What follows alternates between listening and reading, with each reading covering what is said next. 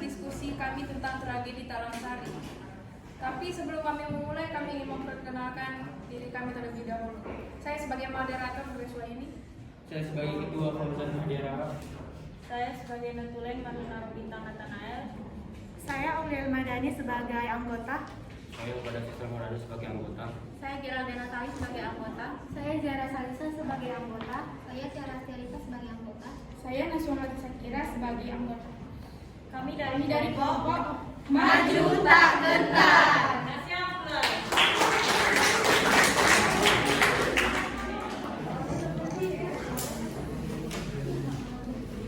Jadi pada siang hari ini kami akan menjelaskan tentang tragedi Talangsari yang pernah terjadi di Indonesia, yaitu tepatnya di Desa Raja Basalama, Wajib Barat, Lampung Timur. Nah, tragedi Talangsari ini merupakan salah satu peristiwa pelanggaran HAM yang berat di Indonesia yang terjadi pada tanggal 7 Februari tahun 1989. Salah satu alasan terjadinya peristiwa ini adalah karena penerapan asas tunggal Pancasila di masa Orde Baru. Hal ini melibatkan pihak pemerintah, polisi, dan militer, serta masyarakat sipil Talangsari. Dan selanjutnya akan dijelaskan oleh teman saya, Geraldine. Peristiwa ini berawal dari penetapan semua partai politik harus berasaskan Pancasila sesuai dengan usulan pemerintah kepada DPR dalam Undang-Undang Nomor 3 Tahun 1985. Sejak aturan tersebut berlaku, seluruh organisasi masyarakat di Indonesia wajib mengusung Pancasila. Hal ini bahkan berlaku untuk organisasi masyarakat keagamaan. Jika tak mengusung asas Pancasila, organisasi masyarakat tersebut dianggap menganut ideologi terlarang. Selanjutnya akan dijelaskan oleh teman saya, Fauzan. Hal ini terjadi pada kelompok kecil bernama Usro yang diketuai Abdullah Sungkar. Kelompok Usro diburu oleh pemerintah Orde Baru. Kelompok ini melarikan diri ke Lampung. Selanjutnya akan dibacakan oleh Tiara. Di Lampung, Usra bergabung dengan pengajian Wasidi, seorang petani sekaligus guru ngaji. Kehadiran kelompok Usra diterima oleh Wasidi karena memiliki tujuan yang sama, yakni mendirikan kampung kecil untuk menjalankan syariat Islam dalam kehidupan sehari-hari. Selanjutnya akan dibacakan oleh Al-Badar. Pada 1 Februari 1989, Camat Wajibara Zulkifli Malik bertukar surat dengan Komandan Rayon Militer Wajibara, Kapten Sutiman, untuk menyampaikan informasi tentang keberadaan pengajian yang dianggap berkaitan dengan gerakan Islam garis keras. Kapten Sutiman kemudian meminta kepala desa untuk mengawasi Warsidi dan kawan-kawan. Selagi ia meneruskan laporan tersebut ke Kodim Lampung Tengah. Tak lama dikirimlah sejumlah anggota untuk mengawasi kelompok Warsidi ke Dusun Talangsari. Namun kedatangan anggota Kodim ini mengakibatkan bentrokan dengan masyarakat hingga bahkan menewaskan Kapten Sutiman. Saya menjelaskan oleh tulisan. Lalu, pada 7 Februari 1989, sekitar jam 4 tadi, dilancarkanlah serangan militer ke Talangsari. Penyerangan dilakukan di bawah Komando Korem Garuda Hitam 043 yang dipimpin Kolonel Hendro Priyono dengan penargetan jamaah pondok pesantren pengajian Warsidi. Serangan ini dilakukan saat pada jamaah tengah bersiap mengadakan pengajian akbar dalam posisi tapal kuda. Para tentara menembak semua orang dengan bertubi-tubi disertai dengan pembakaran pondok warga. Selanjutnya akan dijelaskan oleh Naswamati. Dalam peristiwa ini, sebanyak 27 orang tewas akibat pembunuhan di luar proses hukum. 5 orang diculik, 78 orang dihilangkan paksa, 23 orang ditangkap secara sewenang-wenang, 24 orang diusir, dan ada bagian lainnya yang disiksa, ditahan, serta diadili semena-mena. Setelahnya, Talangsari ditutup untuk umum dengan penguasaan tanah berada di bawah Korem Garuda Hitam. Selanjutnya akan dibacakan oleh Aulia. Kasus Talangsari ini telah dinyatakan sebagai pelanggaran hak asasi manusia berat oleh Komnas HAM. Namun, proses penyelesaian hukum kasus ini masih macet dan belum membuahkan hasil yang signifikan. Pada 27 April 2021 sendiri, terdapat pertemuan yang dilakukan tim Balitbang Komen 6 dan korban peristiwa Talangsari.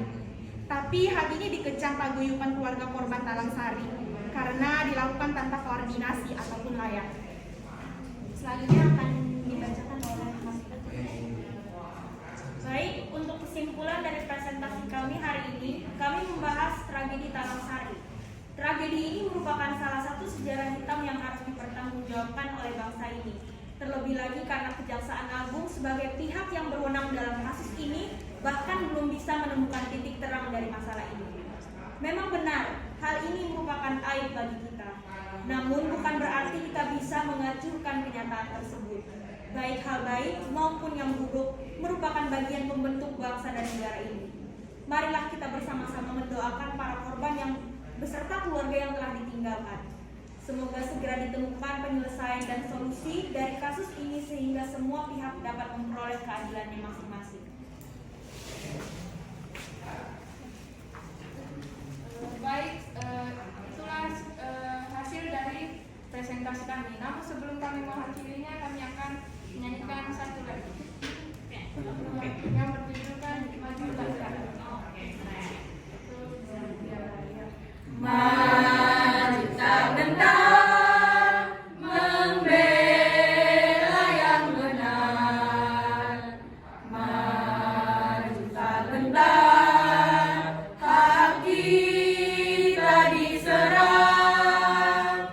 Maju serentak, mengusir penyerang.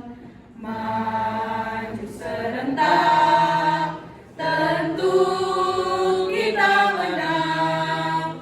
Bergerak, bergerak, serentak, serentak, menerjang, menerjang, terjang. Tak gentar, tak gentar, menyerang, menyerang, majulah, majulah, menang.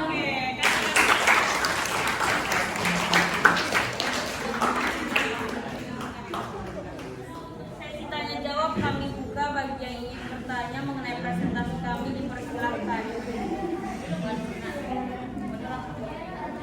Pertanyaan pertama kami ambil dari Nazara Kisti. Silakan. Baiklah, saya Nazara Kisti. Pertanyaan saya adalah bagian mana sajakah perbuatan yang melanggar HAM pada tragedi Talang Sari? Baik, terima kasih. Oke, pertanyaan kedua akan kami ambil dari Abang Mira. Saya Vina Basarina Siregar dari kelompok BPKH akan bertanya, apakah saat melaksanakan penculikan atau tindakan-tindakan tidak senonoh tersebut mereka melandaskan agama?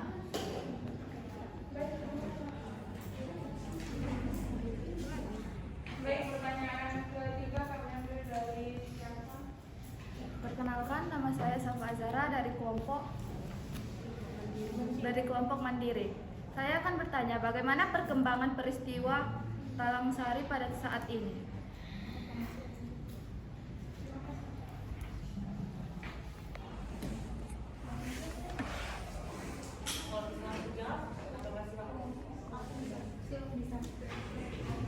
Baiklah, kami akan memulai menjawab pertanyaan yang telah diberikan. Pertanyaan pertama dari kelompok 4, yaitu dari Kisti.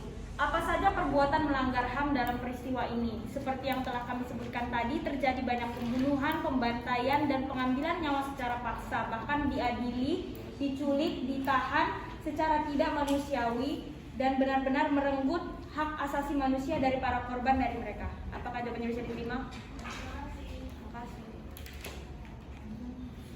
Baik, pertanyaan kedua dari Elvina akan dijawab oleh saya, Joshua ini. Apakah saat melakukan tindakan buruk itu ada landasan agama? Jawabannya pasti tidak. Karena di dalam peti agama tidak ada yang memperbolehkan kegiatan seperti penyiksaan ataupun pembunuhan. Apakah jawabannya dapat diterima? Jawabannya dapat saya. Oke, ya, siapa lagi? Selanjutnya pertanyaan dari Syafa. Pertanyaannya adalah bagaimana perkembangan kasus ini sampai sekarang?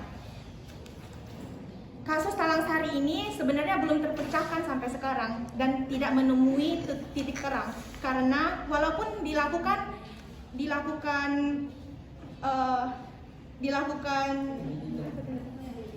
pertemuan oleh keluarga korban, tapi mereka tidak menginginkannya karena pertemuan itu dilakukan tanpa koordinasi yang layak. Terima kasih.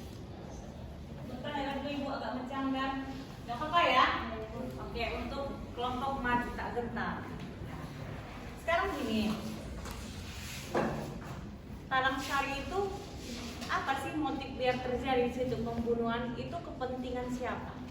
Dan Talang Sari itu kenapa bisa dinamakan Talang Sari? Oke, bisa langsung jawab. Talang Sari itu sebenarnya diambil dari dusun tempat terjadinya pembantaian itu sendiri, Bu. Kemudian seperti berhubungan juga pertanyaan Ibu dengan pertanyaan si Alvina, apakah ada motif agama atau motif lain? Yang sudah dijawab Grace, tidak ada motif agama.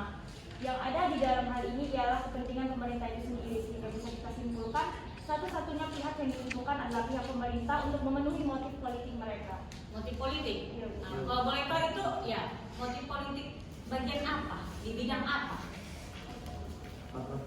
Nah,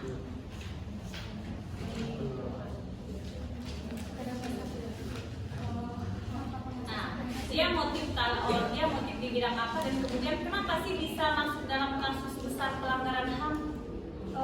Kenapa saya menyebutkan ini sebagai peristiwa yang terjadi karena motif politik? Karena adanya penetapan yang terjadi pada tahun 1985, yaitu Undang-Undang Nomor 3 tahun 1985, di mana ada aturan yang berlaku seluruh ormas di Indonesia harus mengusung Pancasila, dan apabila ada beberapa. Oke, bentar Marlina. Berarti ini hubungannya ada sama ormas-ormas ya?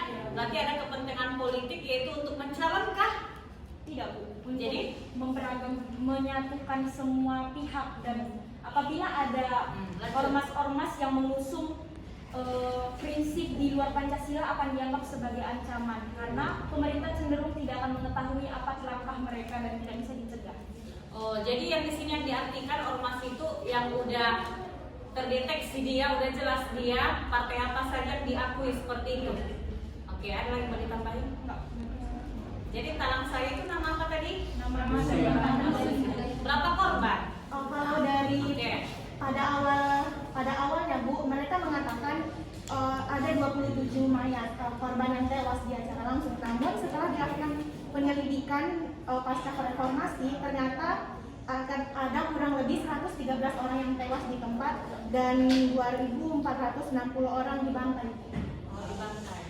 Wow, tragis ya. Oke, thank you, luar biasa.